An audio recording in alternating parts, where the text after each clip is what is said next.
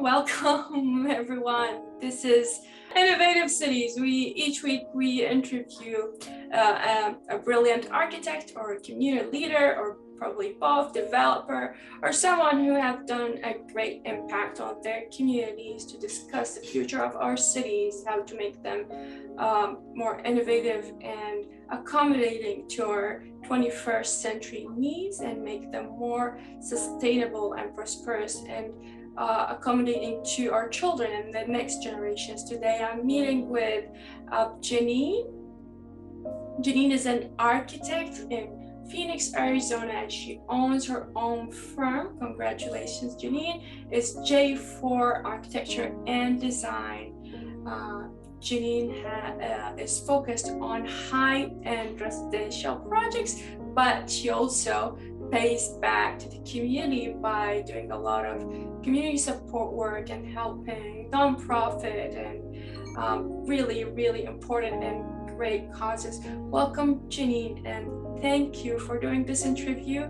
I'll let you introduce yourself to our viewers.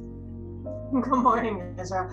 As you mentioned, my name is Jeannine Engh. I am the owner and sole proprietor of J4 Architecture and Design LLC in Gilbert, Arizona.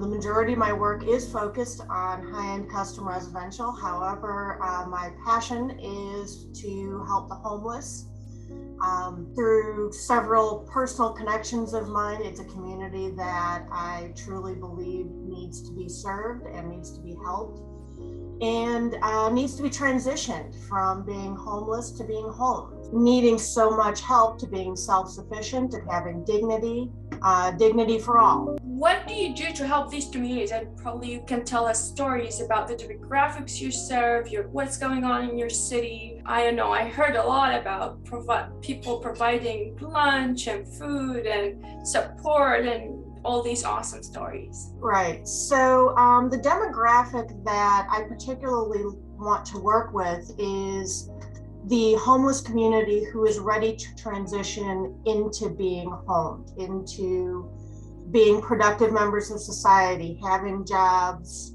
supporting themselves. And the way that I do that is actually through a group that was begun in my church called La Mesa Ministries.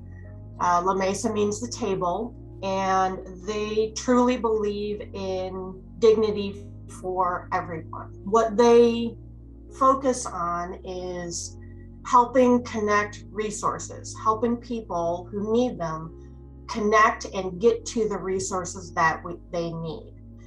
Because the homeless community, the ones who do want to become independent, face a lot of challenges in getting off the streets. Everything from lack of financial management knowledge to lack of knowledge on where to even go to look for resources. The resources are out there. There are great, great communities, great people who help these people. St. Joseph the Worker helps connect people with jobs. There are, obviously, there's a lot of food banks and things like that out there. There are down payments and things like that for apartments and for housing. There are groups who will subsidize furniture and helping set up a house. Because if you think about it, if you're transitioning from homeless to homed, how do you pay for furniture? How do you pay for pots and pans and forks and spoons and cups and plates and, a couple of $100 to $1,000 worth of investment that's just not there. Right. These people don't have that. Right. They also, a lot of times, have a lack of transportation. How do you get to these resources? How do you get to your job for the first couple of months while you're working to get a car? There's also a lack of security. Where do you put your things while you're interviewing for a job when they might be stolen at any moment? Oh, wow.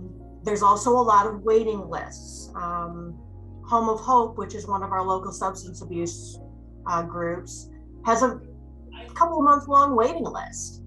So what happens during those 2 months? They're still on the street, they're still abusing, they may completely lose interest in trying to get off the street. What do you do in the meantime?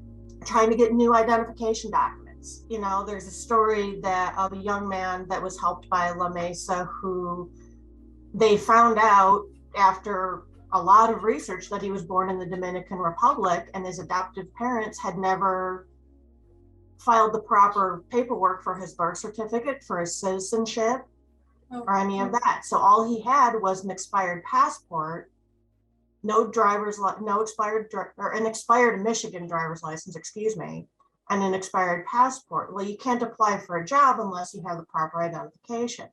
Right. So how do you get that? It's a very overwhelming and extremely difficult process without support and without help. Right. And so where I come in is we're working on a project right now to create a community of small homes, 90 to 100 square feet, very low rent, a couple $100 a month. And for that, 2 meals a day is provided. We are looking for a site right now that would be close to public transportation, but we're also developing a community center where all of these resources, rather than being scattered all around the city, would be centralized in the community so that they can set up meetings with counselors, they can set up meetings with people who are interviewing jobs, and it's all right there. There would always be an on-site resident manager. And most of the time there would be an on-site person who can help organize, who can help with transportation, who can help set up all this stuff, which is what La Mesa does already. But then everybody's right there. And then the bonus of being in a community is you are with people who are like yourselves. You can develop friendships. You can develop that social support because a lot of these people are estranged from their families, or they're too embarrassed to go back to their families. Yeah. There's a lot of lost dignity in this type of situation. Yeah. Do you want to tell us the story about the young couple yesterday you told me? Oh, so just a young couple who was helped by La Mesa, essentially teenage couple, late teens. Both were kicked out of their homes because she was pregnant. He needed to find a job, they needed to find an apartment, and it all needed to happen very quickly through La Mesa because they needed a home for this child, for this baby that they were going to bring in the world. So La Mesa reached out. I believe they went through St. Joseph the Worker, who's one of their partners. This young man found a job. They're now in an apartment. I believe it was furnished through another partner of La Mesa's. And that's what La Mesa is so good at, is connecting and having the knowledge to bring all of these resources together and to make the phone calls that are needed. You know, because that's kind of an overwhelming thing, is to just make the phone calls and to reach out for help. And so, yeah, as far as I know, he was able to find a good job making, $18, $20 an hour. And as far as I know, this was in the spring. As far as I know, they're doing really well. Wow. They've also helped women get out of abusive situations. There's a young woman who was in a abusive partner or marital situation. But she could not support herself because she had alcohol substance abuse issues. And so she was pulled out. She was reunited with her mom through La Mesa, lived with her mom for a while, and is now out of that abusive situation, has gone through the rehab treatment and is doing well. So it's all about connections, and it's all about connecting people with resources, with help, with family, with support systems. And through the architecture, it's going to be about creating a community. Really people who know each other, work well together, are neighbors, are taking care of each other, a community garden, to beautify the space, create really nice, tiny homes. Yeah, and that help are just help with like a stress shelter. issues. Yeah. Right. It's a self-esteem issue Exactly. to some degree. Yeah. So, if the architecture is nice and they feel like they're coming to a nice place, it gives an incentive to stay in that situation, as opposed to, going to a shelter and, okay, yeah, it's a roof over your head, but there's not much to care about there. In a community, there's things to care about, there's people to care about, there's people who care about you. There's job, there's work, there's dignity. So that's really what we're all about. And that's what we're trying to create in the city of Mesa right now. Wow, congratulations. That's amazing. That's an amazing mission. So how can architects in other cities follow your steps and reach out to organizations, or how can they offer their services to help vulnerable communities? For architects, the first thing is to find a group who's doing something like this already. I found La Mesa through my church.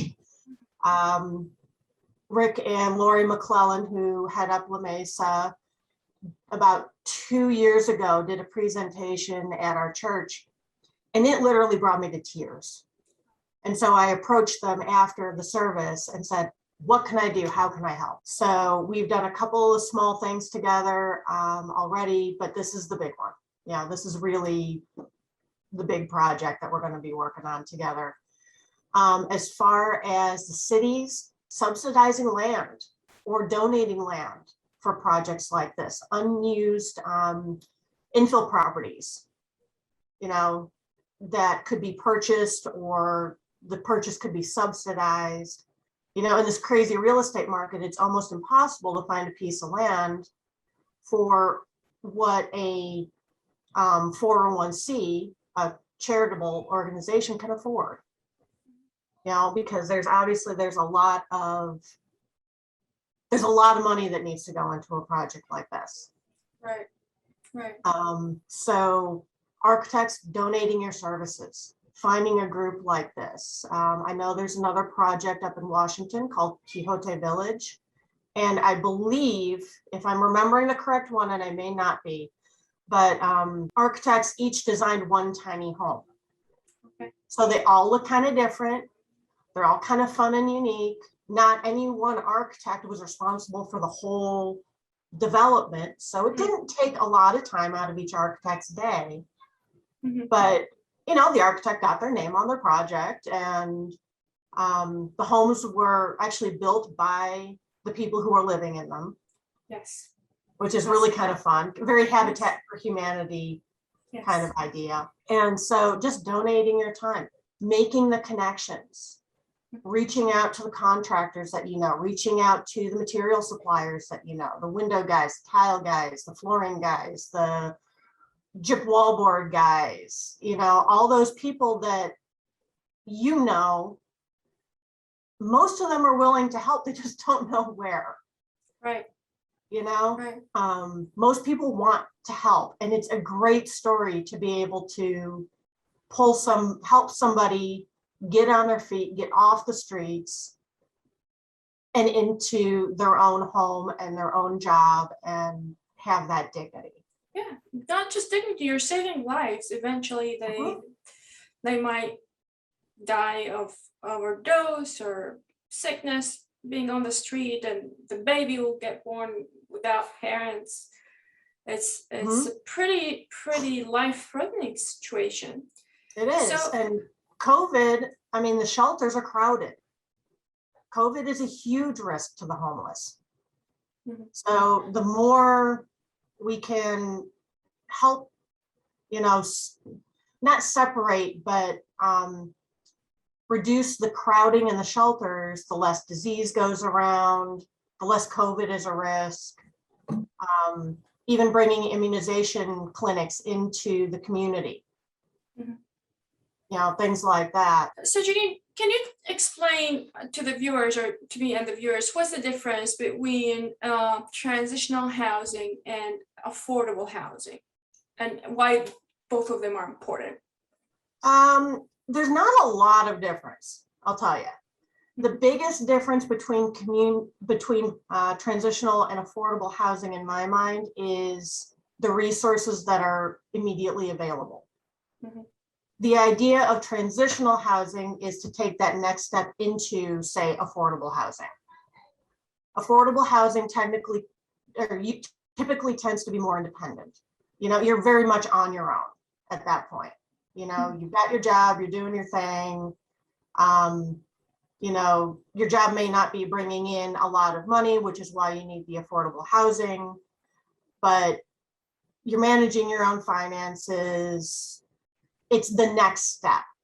Mhm. Transitional housing would be a place where all of those resources are centralized in the community, where it's easier to find the rehab programs, easier to find the job interviews, easier to find things like that. And sometimes transitional housing can become affordable housing. Mm. Some people don't want to leave, and they don't. They're not forced to. Okay. They don't want to necessarily take that next step, and that's okay. They found a safe place. They found what they need, and that's what's important. Interesting. I don't know. In my mind, I was thinking of transitional housing, or probably shelters to be more specific, is more like intensive care where they're going to get a lot of education to help them Mhm. be more independent, like a preparation stage, or probably work on their mental health, build their self-esteem before they get into more of a independent sort of living and be Mhm. productive members of society. But they could be teenagers, the demographics of those people, teenagers or young people, or let's say mothers who've been victim of domestic abuse. And I don't know, I think it needs to, we as architects need to contribute more. So shelter shouldn't be just a roof over your head. It needs a bit more focus, and I don't know if we can change that. Right. Well, if you think about it, a shelter is typically like step A. Mhm. Those are fairly easy to find. There's a lot of them around. Transitional housing is step B. Okay. Shelters, usually there's no cost to stay at. Mhm. It literally is a roof over your head. Transitional housing, there usually is a cost, a couple $100s a month, either via Social Security or things like that. But what you're missing in the demographic that you just mentioned is the elderly. Right. There are a lot of elderly on the streets. If you think about Vietnam veterans, let's just take that because that's another one of my points, one of my Right. soft points. That's A an lot excellent of men in particular came home from Vietnam and ended up on the streets because they couldn't transition back into civilian life. And there's a lot of them out there. These guys are in their 70s now. Once they find a safe place, a secure place, they don't necessarily want to take that next step. Mm. And that's okay. Right. That's totally all right to stay at step B if that's where you want to be. And that's why I said earlier in the interview that what the people that we serve are the people who want to get off the streets. There's a whole demographic that doesn't. Mm. They like where they are and what's going on, or if not like, they've come to accept it, and they can't see the way around. And so they want to stay on the streets. And it sounds very counterintuitive, but it is what it is. Mm-hmm. But it's okay to stay at step A, it's okay to stay at step B, and it's okay to move on to step C and D, and as far as you want to go. We're here as step B, to either help transition to step C or maybe hang out for a couple of years, Yeah. And it takes that long sometimes. It takes even longer sometimes. So Jeannine, as an architect, you just mentioned these transitional housing projects are intended to build a community, build self-esteem. So can you tell us a bit about design features you include in your projects or in your prospect projects? So the project that we're discussing right now and that we're trying to launch right now, we're looking at 20 to 25 single units, detached units. We really want it to be, okay, going into Archispeak a little bit, in kind of a farmhouse style, because we want it to feel like that old farm community where everybody could lean on each other. And the community garden is going to be a large part of that, being able to grow their own food and take pride in that. And gardening is actually another passion of mine too, so that kind of ties right in there. But then also have, so there's these 20 homes, but they're all interconnected by sidewalks, so you have to run into people. You have to be with people. You know, you can't just hide in your house. That's not the idea. The community center, which would house offices, conference room, community kitchen, kind of the community living room, so to speak, chairs, couches, small library, and also be an eating area. Mm-hmm. And then a more open community center where larger gatherings could be held. So church services or community meetings, classes, things like that could be held in the community center.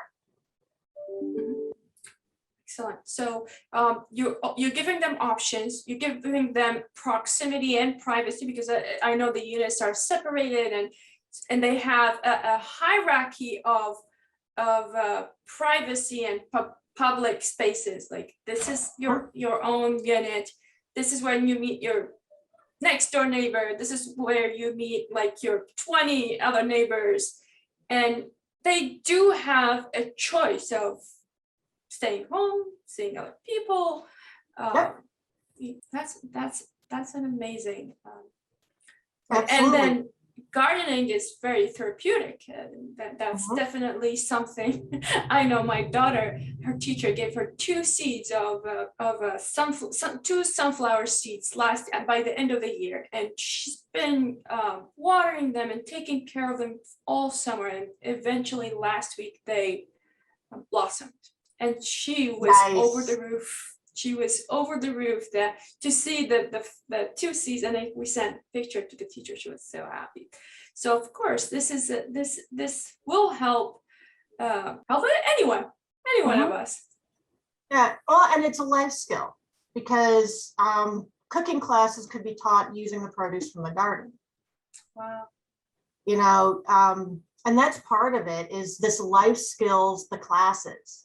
La Mesa offers financial classes, financial management classes, just basic 101. And it's a series of 4 classes. When you graduate, you get a certificate. But then also there's cooking. Now, a lot of people don't know how to cook. Right? A lot of middle class people don't know how to cook these days. But you can't make it on $15 an hour if you're going out to McDonald's every day. Right. You know, it's expensive to go out, especially these days. I've noticed personally the prices have gone way up. So to be able to cook on a low budget and know how to cook safely, to refrigerate, how long to leave things in the fridge, these are basic skills that sometimes need to be taught, because they may not know or remember how to do it. Wow. You know, and to use produce that you've grown from your own garden. I know personally, because I have a fairly large garden out back, that cooking with your own produce, it does bring a lot of pride. Right. Like, I grew this, I cooked it, and now I'm eating it. Literally from farm to table on the same property. Yeah, and it tastes better. And it tastes much better. So, Jeannine, if we take a step back and let's say zoom out and look at these projects and see how these projects enrich our cities or larger scale communities, how do they benefit the whole environment or city environment? Well, let's take a look at California. We all know California has a huge homeless problem, right? They've called it a crisis, and it really is. You know, you go to LA, you go to San Francisco, projects like this are aimed at bringing people off the street, putting them in productive jobs, you know, and supporting themselves, which then takes them hopefully mostly off of government support. And instead of, you know, in the bigger picture, the more people you have producing, the less people you have on government support, the healthier the overall economy is, right? I mean, that's huge overall picture. Right. But, right. So what would you encourage? We talked about how do architects help, but how do you encourage other people who are related, let's say developers or the cities or policymakers? How can these people get heard, and or someone, I don't know if they're heard, how do we give them a voice and help them out? Unfortunately, I believe power needs to speak to power. Finding people who have been in this situation or are in this situation to stand up and speak is very powerful, but it takes somebody to give them the microphone. You know, right. You got to be able to hand them the mic. So lawyers can help by, you know, especially property law and those types of lawyers can help by speaking to cities about zoning codes. One of the challenges that we've discovered with our whole project is there's nothing in our zoning codes for a small home community like this. And most cities like things in their nice, neat little box. It is this, or it is this, or it is this. It is a shelter. It is a single family home. It is a hotel. Well, this doesn't fit in any of that. Right. The closest it comes to is like a boarding house, which is actually what we were going to call it, is a boarding house, go for a boarding house permit, because most residential and most like commercial areas will permit boarding homes. So for permitting process, but most boarding homes don't have small single family homes on them. It's usually a apartment like type living structure or something like that. So talking to the cities, getting them out of their box and permitting these small homes is a huge step. The other thing is talking to neighbors, because there's a whole lot of, have you ever heard the acronym NIMBY? Or NIMI, not in my neighborhood. People don't want homeless people in their neighborhood, right? They consider it a security risk. They consider it a property value risk. You know, oh my gosh, I have this homeless encampment in my neighborhood. It's going to bring property values down. There's going to be more crime. Well, studies have proven that communities like this actually reduce crime rates in the neighborhood, because if you develop a neighborhood and you develop a support system and you develop a community that's looking out for each other and looking out for itself, they tend to police themselves.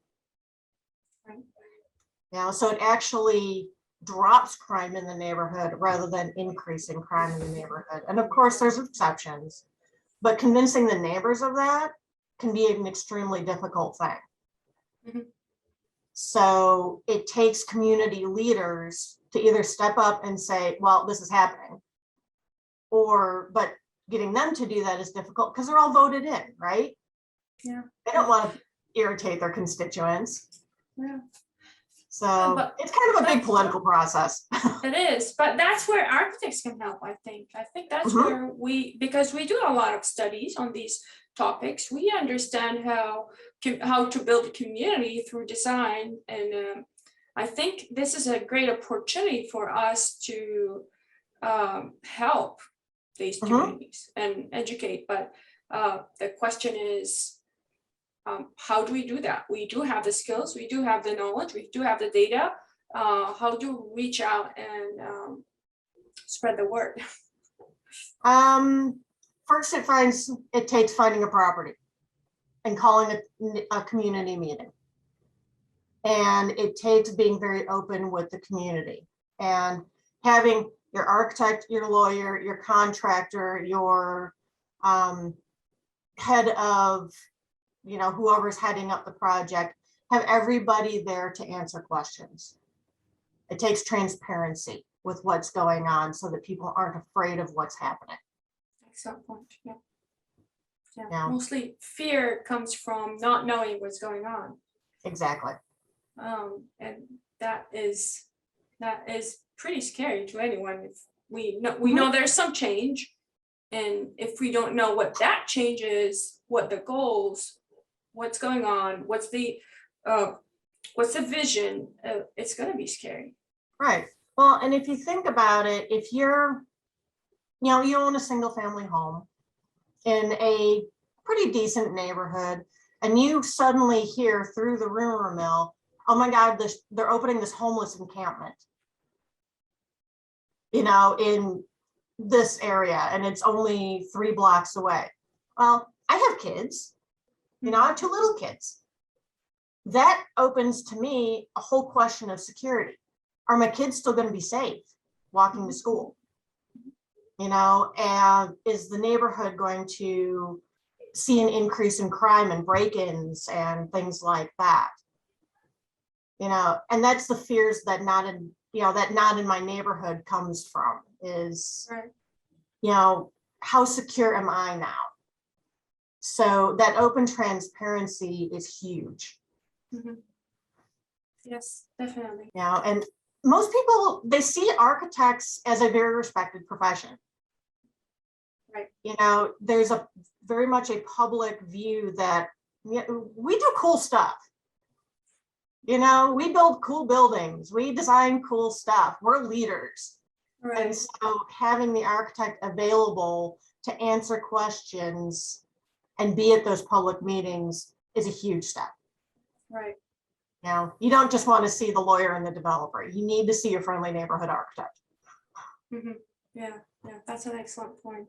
It's a two-edged sword, because we're cool. Some people think that we're not approachable, but if we make ourselves available, and it also helps the profession, as you said, to look more approachable.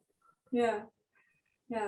Well, Jeannine, I thank you very much. That was very informative. I personally learned. I'm interested in all these topics, and I'm learning each day more and more. And I learned so much from your experience. Do you have a closing note? Look around and reach out if you can. Yeah. Just help out wherever you can, wherever you are, and remember that everybody needs dignity. Everybody needs a sense of self-worth. So, and hopefully we'll be able to get back together again once we find a piece of property and start developing. Yes, I really hope so. Good luck with that project. Well, thank you, and thank you to our viewers. Goodbye.